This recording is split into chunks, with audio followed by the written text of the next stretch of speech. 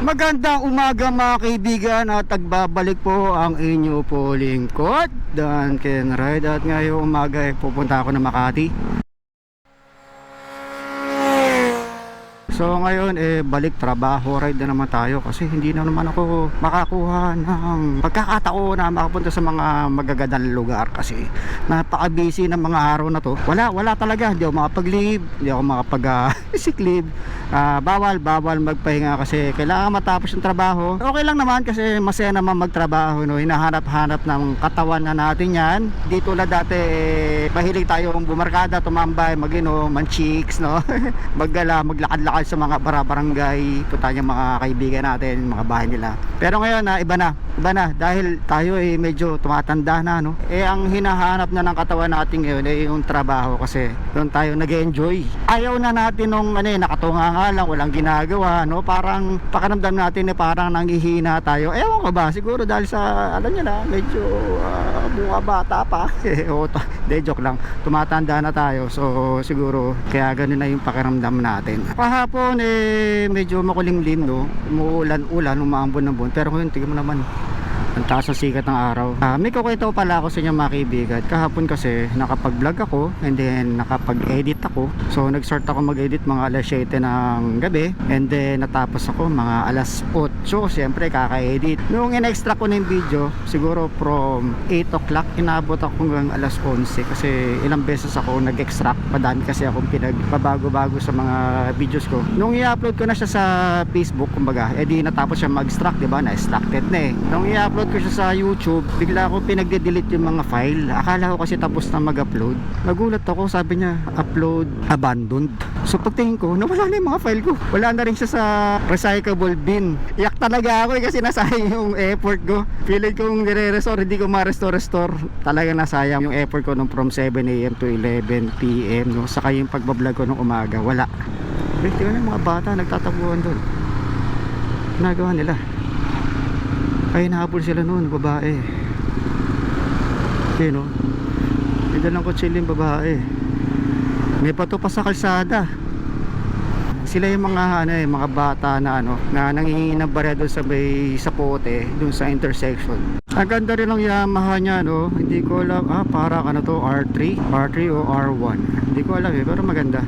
Saka medyo mataba yung gulong niya, nakakatuwa. Alam nyo mga kaibigan, bila akong napaisip doon sa mga Grab, sa Angkas, diba gumagamit sila na application doon sa kanilang mga cellphone. Tuwing makakuha sila ng mga booking, kumikita sila, doon sa app na yon, doon sila nakakuha ng bayad, ng sweldo per booking. So napansin ko kasi tayong mga workers, so mga empleyado parang papunta na rin sa ganun. Di ba ngayon meron tayong manager, diba nag-opisina tayo, may nagdidikta sa atin kung ano yung gagawin natin. Balang araw gagamit ka na lang din ng application, tapos lalabasin yung mga task, no, na kailangan mong tapusin, and then per task makakakuha ka ng bayad o sweldo. Kunyari, pag natapos mo tong isang dokumento na to, tapos naipasa mo, i-update mo as completed, and then pag-update mo, may papasok na pera sa'yo. Kunyari, 100 pesos, 200 pesos. Wala ka na manager, gumagamit ka na lang ng sistema o ng application na pinapatakbo ng artificial intelligence. Yung AI yung nagmamanage, yung nagbibigay ng task, tapos siya yung nagmamonitor sa mga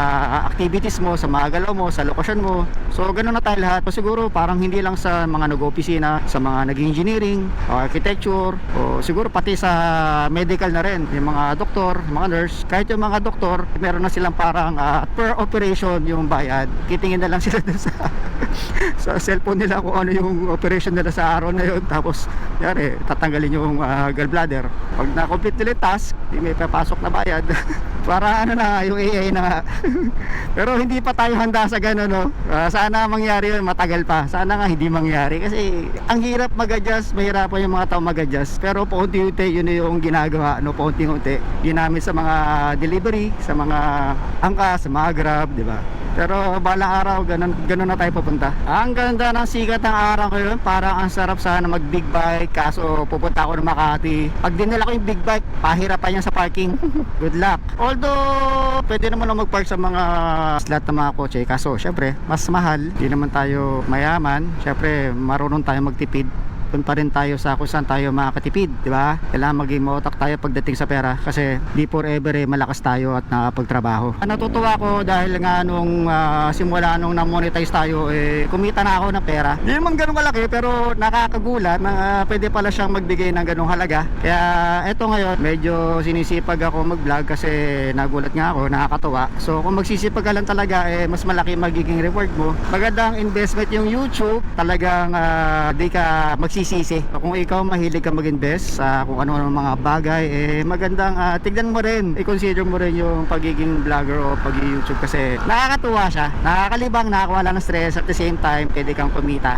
As a motovlogger katulad ko, pwede kang mag-invest sa GoPro, sa camera, sa motor syempre, sa mga gears, editing tool, mga editing application. Kinuwento ko sa mga katrabaho ko, and then sila gusto na rin nila mag-vlog, gusto na rin nilang gumawa ng YouTube, gumawa na rin sila mga account nila, nagsimula na sila mag-upload ng mga videos, di ba? O naengganyo sila, mga nagmumotor din sila. Pag nakita ko yung earnings ko, parang yun, natuwa sila na pwede palang ganun. Saka binigyan ko sila ng mga tips kung paano agad mamonetize yung kanilang mga YouTube channel. Sa akin kasi inabot ako na talaga eksakto 1 taon bago mamonetize. Kasi medyo tinamad ako mag-upload nung dahil nga naging busy. Tapos yun, humabol ako, and then mabuti na monetize tayo. So, magandang investment talaga ang YouTube. Kahit sino pwede. Pwede rin yung actually kunyari ikaw pag nag-retire ka, pwede mong gamitin yung YouTube, di ba? Pampalipas oras, wala ka masyadong ginagawa, marami kang oras para gumawa ng mga contents, mga videos, di ba? Magandang tulang YouTube para maging aktibo, maging busy, di ba? At the same time kikita ka at nakakatuwa, magiging masaya ka. Dahil kasi, di ba, nakita mo marami kang nagpa-follow sa'yo, nagsusubscribe sa'yo, nakipag-usap sa'yo sa mga videos mo, nagko-comments, di ba? Maraming bagay para maging masaya. Isa na doon yung pag-YouTube. Saka kung kayo mag-invest kayo, siguro din yung legit, pinagkakatiwalaan. Hindi yung basta pasok kayo na pasok sa mga investment, di ba? Kasi ako, dami na yung pinasok na investment sa crypto, sa mga games, di ba? May mga games dati sa nagumagayap ng cryptocurrency. Actually, doon sa mga games na yun, kumita naman, bumalik naman yung puhunan. Kaso nga lang nagpakapagod kami, di ba? Napupuwet kami, naubos yung oras namin. Yun lang, yun yung talo doon, yung pagod, oras, puyat. Bumalik naman yung puhunan, kaso nga lang ang daming nasayang. Saka may pinasok din kami investment yung sa game, no, soccer game, para betting game, pero hindi katulad ng mga scatter, hindi ganoon. Nagpasok ako ng pera, malaki yung nawala sa akin. Di ko nga naikwento ko misis kasi mayari ako. Pero alam niya na yun nga, na-scam ako, malaki nawala sa akin. Pero natuto ko na yung mga too good to be true na mga investment, kahina-hinala yun, red flag yun pag ganun. So yung mga pyramiding, kung ano-ano, sasabihin nila mag-invest ka sa amin ng ganitong halaga o kahit magkano, tapos after 1 week, 2 weeks o 3 weeks, 1 month o 3 months, lalaki yung pera mo. Kahina-hinala yun, too good to be true. Diba? Masyadong nakakatuwa isipin na sa ganun-ganun lang, no, pera yung pagtatrabaho mo, kikita ka ng doble, triple o quadruple. So mas maganda kung magdinegosyo kayo, magbi-business, yung nakikita nyo o kontrolado nyo talaga, like yung sari-sari store, tindahan o online selling. At sayang kasi yung mga pinagpagura natin pera, imbis na paggagamit natin sa future, di ba, mawawala na lang bigla yung mga pinaghirapan natin pera. Ganda ng motor nyo, adventure na di ko alam kung anong brand ng motor, di ko alam kung Badja, J400. Pag J400, ano nga ba yun? Ang traffic, grabe ang traffic, siksikan. Di kaya siya nainitan dyan. Parang munti ka na ako mabangga agad yun. So nandito na tayo sa Makati, ang napakagandang syudad ng Makati na mahirap mag-park. Wala masyadong parking. Hindi, depende yan. Dapat alamin mo muna yung lugar na pupuntahan mo, and then alamin mo kung saan yung malapit-lapit na parking. Gito yung parking dito. Minsan nga nagbayad ako ng 700 plus kasi lamagpas ako sa alas 10 ng gabi. Manap ako ng ibang ruta kasi doon sa Makati Avenue napaka-traffic. So duman ako ng Buendia papunta ng Jupiter, Planet Jupiter Street. Dito na tayo sa Planet Jupiter Street. Napin natin yung building. Ha? Ay, hindi, may meeting po. Sige.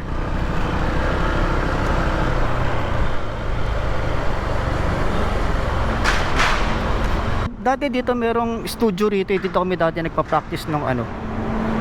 Hindi, mali yata. Dito kami dati nagpa-practice nung banda ko, yung Aspen Way. Dito yun eh. Dito dati may nakatayong studio dyan. Kasulok na yan. Pero ngayon wala na. Ay, hindi, dito. Ito yata yun. Oo, dito yun. Dito yun dati. Ito yung dating studio. Ayan. Year 2007.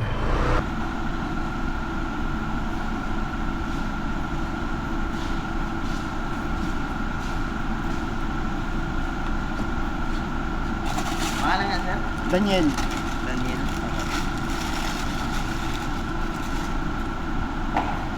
$55 na. Pera ko na. Kunin mo na lang mamaya tayo. Sige. Yan lang naman. Diyan ka na sir. Ayun. Pakits mamaya.